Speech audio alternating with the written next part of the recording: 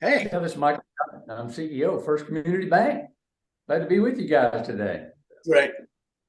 And I'm Marco Perez. I am a commercial lender with First Community Bank. Been doing this for about 10 years now with the bank, and I love what I do. Awesome. Yeah. Awesome. I've been looking forward to this for so long because I tell you what, it's really rare that banks actually produce anything, and everybody's like, they have no innovation. They're so far behind. They're that, blah, blah, blah. Right. Yeah. And then you guys come along and just knock that narrative right out of the park. Well, we haven't knocked it quite out of the park yet, but I feel like the fun is just about to start. So we're excited with what we're doing, and to kind of give you I can just kind of feed off of y'all, right? That's how this works. That'd be great, man. Okay. So just to kind of give you a background on what we're doing and what BANCreach is, kind of give you a little BANCreach story. Michael's been with the bank since how long, Michael? Forever. Yeah. And Michael brought me in about 9 years ago in 2014. And he brought me in as a commercial lender in a brand new market in McAllen, Texas. It's kind of where we are. We're very sort of isolated down here in deep South Texas. Throughout these years, we've developed relationships with community banks in our market. And when I started here at the bank, we were about 350 million in assets. So our legal lending limit wasn't as big as it is now. When we're doing these larger commercial loans, commercial real estate loans, you do get to a point where you have to start participating your loans out.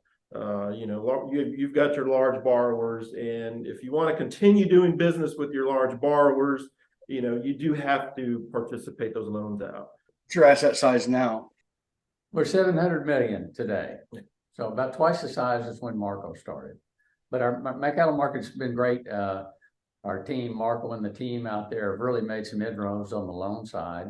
And I guess I know Marco's telling the story, but from my perspective, anything that connects community banking tighter together is good. Obviously, we're a community bank, but Dave, you can speak to this. I mean, in our careers, we've seen the number of bank charters in the country be cut in half over the last, for me, 45 years. And so community banks really need to band together. And I think, Marco and Brandon have done a really good job developing BANCreach. And I think, it has the potential to connect community banks together better, more importantly, community bankers to do some good things. Participations is what you're leading into, but I think just the overall strength of numbers is what this can provide. So I'm very excited for them and for all of us that can take advantage of it. But how we got there, let me just kind of dive into that a little more. So we are, at the time, we were about 8 million legal lending limit. We had a customer of ours, large customer of ours, who was reaching that. And, I had two options. I could either tell him we could not help him out any further and he would need to go find another bank, or we could reach out to these relationships we had built over the years to sell a loan participation. So we went that route as our first option.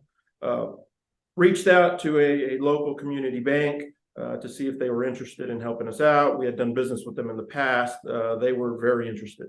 I don't hear back from the bank for a few weeks.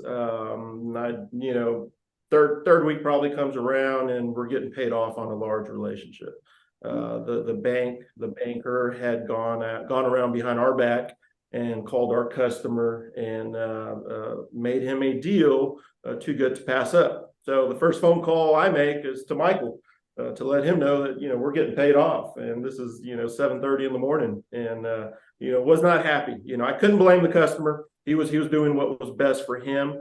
We were able to salvage some of the relationship.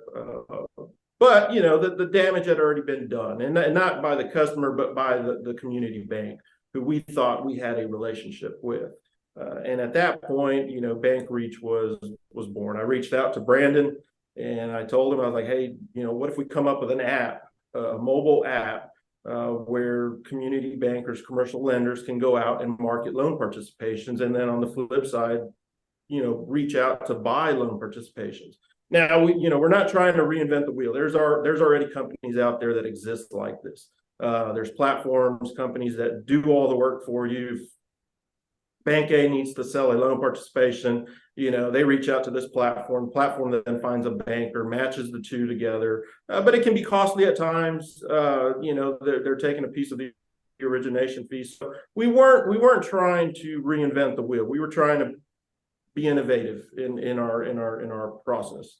So we decided to come up with a mobile app where commercial lenders can go out there on the App Store, on the Google Play Store, download the app, and then can go from there. What started off as a loan participation app, quickly evolved into a lead generation platform.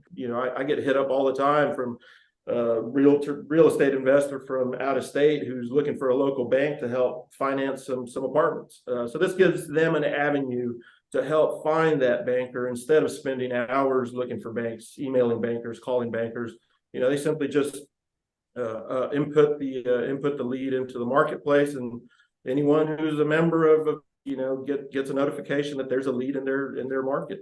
It's pretty simple. We didn't want to make it too complicated. We wanted it to be simple and convenient.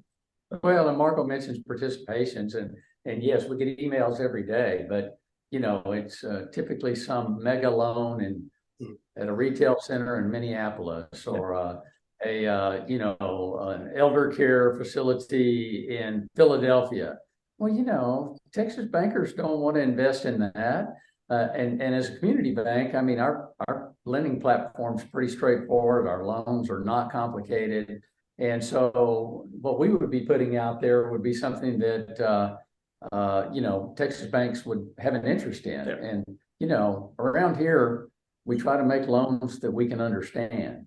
And so to me, that's the best kind. So anyway, so we hope that we can get out there on the web and share with other community bankers across the state without impairing our local competitive market. And what I've seen, just really, there's so many rural banks out there who have so much liquidity to deploy, but have so little loan demand in their market. Mike Fernandez, for one, who with banker lenders, he's done a great job with banker lenders, giving him that avenue to deploy liquidity. And I know several rural bankers in our area, who are always hitting me up, asking me, do you have anything, you can sell me? So there's a demand out there to help these community banks out. It's community banks sticking together to help each other to grow together, and that's what it is.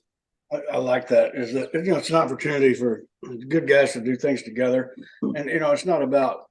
There's a lot less of us these days. Right, we can't find this or we can't do that, but the size and the volume, and and you build a relationship with a customer, and then you can't serve them anymore over a particular issue. Mm-hmm. That you have to take on a higher risk or grow your asset size or all these things to be able to participate just to serve a customer you've been serving. And this is how we can work together to actually bring the bankers closer together for the good, and eliminate the bad actors, like what you talked about earlier. Scratch him off my list, right? But whatever he got, we don't have to call out names unless you want to. We can. No, but the occasional bad, whatever the gain was there, the damage that it did to themselves and to everybody else. Because I think what Michael said was perfect. If community banks don't really band together and work together, and not steal $5 from their neighbor, we're in a lot of trouble. And I don't think we compete that much with each other anymore. Guys, that is a bullshit excuse for unethical behavior. I agree. And I think at this point in time, to Mike's point, Michael nailed it. Yeah, I'm with you. I remember there's 12,000 institutions. And people are like, really? How long ago was that? Wait, can I just ask real quick? Hang on, not as long ago as you think it was. Between the two of y'all, Michael said he had 45 years of experience. Do y'all have almost 100 years of experience between the two of you? Sorry, me and Marco just wanted to get a chuckle just for a second. You bet we did. I texted Tanner that comment earlier. Dave and I left our walkers in the truck this morning. They've known each other since the Civil War. What I think is so cool right now in this moment in time is, there's so many times through history where people have left their farm, joined the force to go fight for something, right? And it's like, well, wouldn't Social Security take care of that? And there wasn't anything. It was all, you could starve your family. I mean, the commitment level that people have to do in hard times to bring together to fight for good in a community. The ask these days is pick up your phone and go to BANCreach. I mean, guys, this is not a big ask. Ethically, if you believe in, let me just say this to every banker out there, if you don't believe in community banking, would you please quit your job? And I don't think there's any left that don't believe in community banking. This is, I tell people about the salmon that go upstream, this is the ones at the tip of the spear at the furthest point in the stream. The rest of them have not made it. We've got the quality of the group right now. Good call. And I think if people would sit down and go, you want to take these guys on and compete, now you pick the best of the best that are left. And we start seeing products like this coming out of banking. This should inspire other bankers. And here's one thing I want to say. Well, I'm on a roll here. By golly, if you believe in what we're all doing here, you believe in community banking, join the damn system just to show your support. That alone is enough. You don't have to buy a loan. You don't have to participate. Join the system. And honestly, Dave, I thought we were going at this alone. Brandon and I, we didn't have the connections that y'all might have. Being up a little further north of us. So we thought we were going at this alone. And then I met Mike Fernandez, and he told me what he's doing, and he introduced me to Brad Womack with FinTechs and then Kleberg Banking. Yeah, I saw what they were doing. And then I see what y'all are doing with Bankers Helping Bankers, FinTech Cowboys, a roundup. And, it was nice to see that, there are bankers out there, especially in the state of Texas, who are trying to make a difference in what we, and how we survive. And I thought that was really awesome. And there did not used to be that. They weren't exactly an innovation hub here in Texas. Chris Wilson and IBAT, man. Got to Chris give Wilson, and Julie over there. They've done a great job of kind of, I wouldn't say pushing, but being willing to be a little further out there in the conversation than in years past from others. They're definitely willing to push all of us to not only do better on technology, but band and work together. I think it's important. Bankers Helping Bankers has brought together, just like this in Texas, all across the country, all these other states. Everybody now is banded together. No, we're not trying to be a trade association. We're just trying to say we can work together on technology. We can work together to share ideas. And now we got 3 bank-born products in Texas. This is great. And I can tell you right now, there's a couple more on the way. So this did not happen when there were 12,000 banks. But now that we're down to where we are now, with the premium institutions and the vast knowledge of people like Michael and the innovation from Marco, man, we can really make a difference here. That's a good call. I think bankers, when you hear about a bank-born product, if I was running a bank, I would buy the damn thing, period. Just to be supported. I don't even know what it is. I would too. Because that's how we're going to beat the system. What do you think? I completely agree. So look, I mean, I think about industry friends and, whether that's on the technology side or the bank side, and all the time you get asked, buy something or will you sponsor some event? I mean, almost always I do. I don't even go half the time, right? And it's like, I don't even need what you're selling, man, but I'm so supportive of what you're trying to do. Absolutely. And so I think to Marco's point, community banks supporting each other that way is awesome. And if you think about, look at Marco, obviously, think about Brad and Kleberg, and then think about Mike Fernandez, all 3 of those other bankers can support and play with, right? And I mean, hey, you're talking about things that are like $5. It's really cool. And you won't find it. They support each other. Yeah, which is so cool. But I was thinking about this.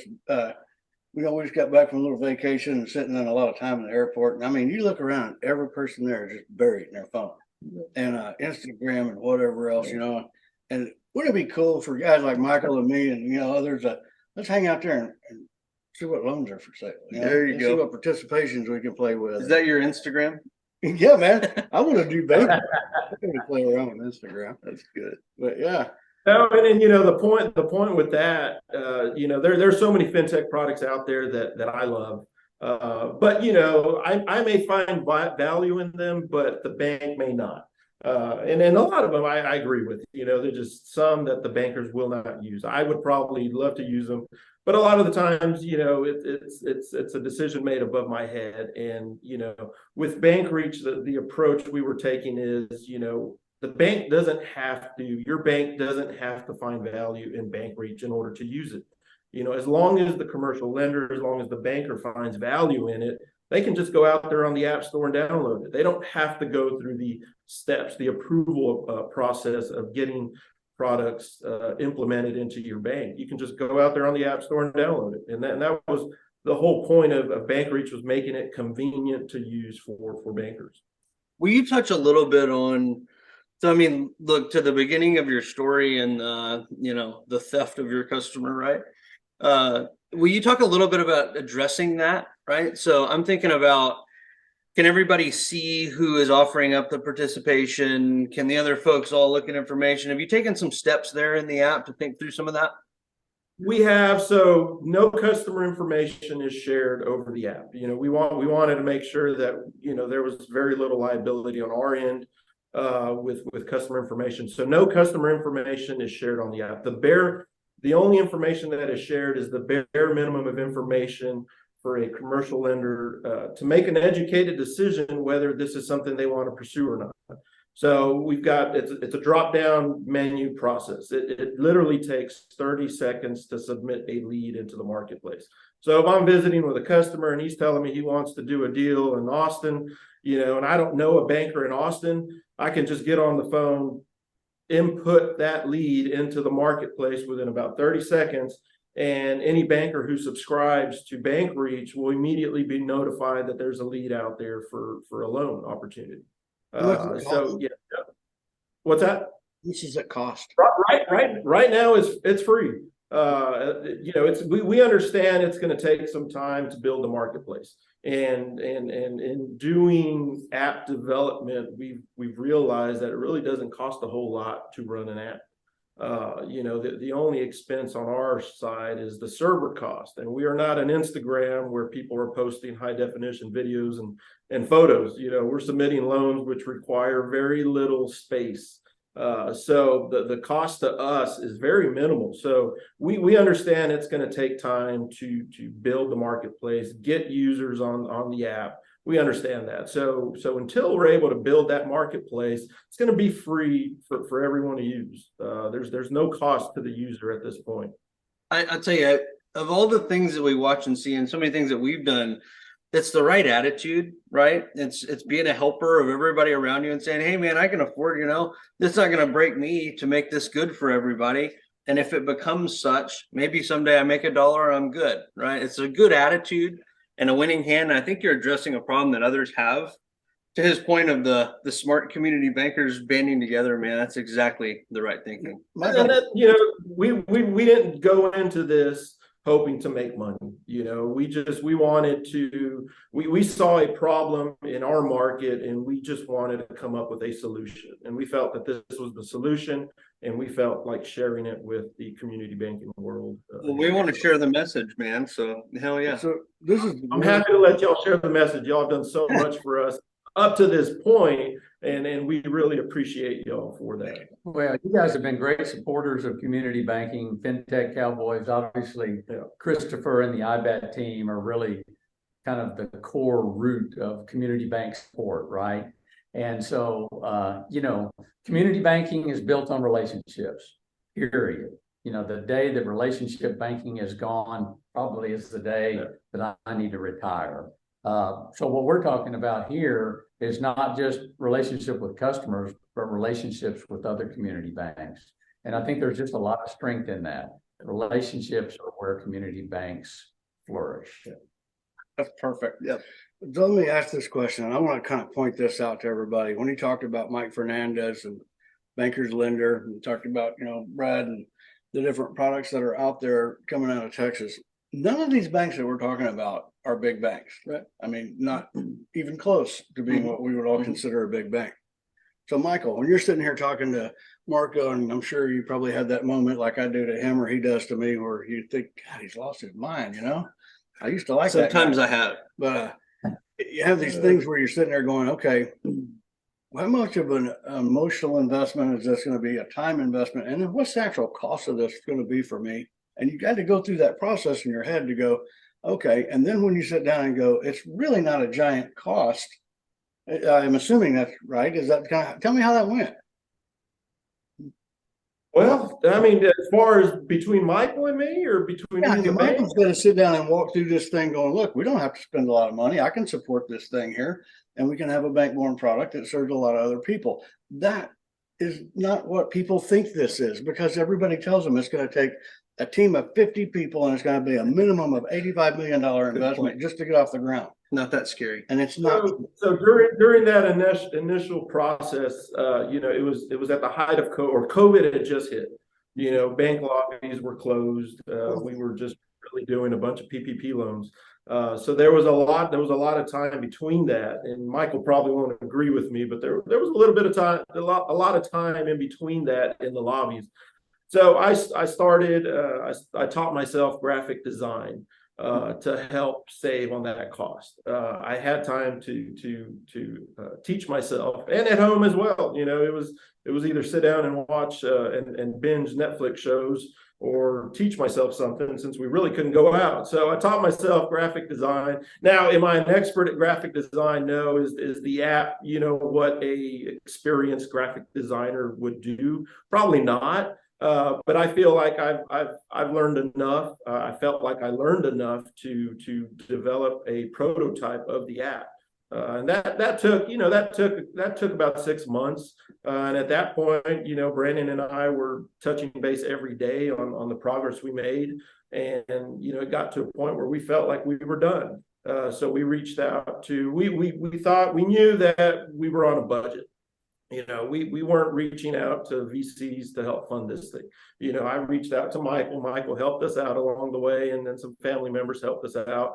But we are self-funded, and at that point we decided we can either approach developers here in the United States, where they would most likely charge us $125 an hour, or we could reach out to developers in India and probably pay about $15 to $20 an hour. So we reached out to a company out of India, Aptonix. They've been a lot of help to us. They've been great to work with. But you are dealing with a company in India where their first language is not English. So we ran into a lot of miscommunications. Everything gets lost in translation, and that probably took some time. What would have taken probably 6 months to develop here in the United States took us about a year to develop in India, and then it's still ongoing. We're still using them to help us continue with our innovation, to help us with finding those bugs and squashing them.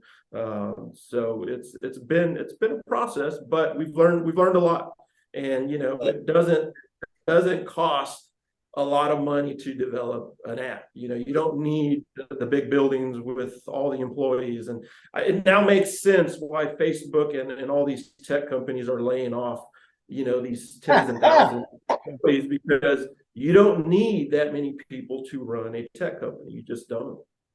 I love the lost in translation. It makes so much sense. And I can tell you, even when you're working on things in the US, the technical documentation, how you scope things out, is usually like 90% of the effort. And especially so if you go overseas, because to your point, they're going to build exactly what you scope for them to build. And you're like, oh, I missed a comma, and now we missed half of our app, right? Okay. So you got to be careful. That's good. No, yeah, you do. You bring up a really good point, Tanner. They are going to build exactly what you tell them. They are not going to think outside the box for you. They are not going to fill in the blanks for you. Yeah, so you learn along the way, and that's probably the one advice I could give anyone is make sure that you have all the blanks filled, all the I's dotted, T's crossed, because they are going to build exactly what you tell them to build. So I'll tell you what, I want to say something to everybody watching this thing, that this is an American story. Mm-hmm. This is people that sit down and, instead of watching Monday Night Football, you maybe take the second half to learn a little bit and work on some things. This comes from in here, and Michael being supportive of this thing for them to be able to do this and bringing this together and seeing the bigger picture of the relationship value. This is a great American story. And I want to ask just one quick question, and just a yes or no. If a banker called you and said, hey, I've got an idea and I wanted to just bounce some things off of you because we've thought about building a bank-born product, would you answer their phone call? Of course I would. There you go. Sure. There you go. This is how we win. This is how, why do they call it Silicon Valley? Because everybody went there to work together. To work You together. know, why are we talking about India? Everybody went there to work together. Okay, this is what we do. We innovate, we create, and we put the pieces together and we work together off each other as bankers and build things out here. I'm going to tell you right now, whether BANCreach is the greatest thing that's ever happened to America or whether this is just a cool thing that got going and we did some right things here. This effort and this story is so true, genuine American community banking. It gives me goosebumps. It's important. Proud to be just associated with you guys in any way at all. Just I makes gotta me feel echo good. the same thing, man. Just it's the strangest feeling, but I think you guys will see as this goes on, and you will hear from lots of other bankers. Just want to talk about your experience and everything you did at the time when you set out to do things, and probably even now you're like, I don't really feel like we did all that much, right? But it's that one extra leap above of what everybody else will do, and it's that just that one extra step that actually gets change out there. And it's a big thing, man. And I think it's an inspirational thing to your point. I mean, I was just like you. I was looking forward to talking to you guys today, man, and hearing about it. And so I just want to, give you guys congrats on that and tell you from all the rest of us, we appreciate people like you going out on a limb a little bit. So be proud of what you did, and we thank you. Thank y'all so much, and thank you for everything that you've done up to this point. You guys have been a great help. When we first started, we thought we were alone, and to see that there are other bankers out there, people like you, helping people along the way, that's pretty awesome. And thank y'all so much. Hey, you bet. Really, really happy. Really proud. I think this is one of those things that you'll put on your mantle and be proud of the rest of your lives of what you tried to do here. And man, I think everybody out there ought to support the heck out of you guys. Proud of it. Yep, and we'll get your information out there, and we'll be sending folks to you, man. And I'm gonna look forward to hanging out and drinking a beer with you guys soon, if that's okay. Yeah. Well, we got to get Matt a nail guy. So I told Matt that we would have him back out next January. So make some time for to come on down. We had a blast. Awesome. So How do we people owe Matt. know the app? Yeah. How do they What's download? that? You can go to the App Store. You can go to the Google Play Store. Just type in BANCreach with a C, and it's ready to download. Yeah, man, we'll get information out to everybody, and like I say, we just appreciate the hell out of you guys. Keep up the good work, and I'm gonna keep an eye and be waiting for the next cool thing you guys do. Right. Well, thank y'all so much. Thank you very much. Pay us a visit. We'll see you guys Next time.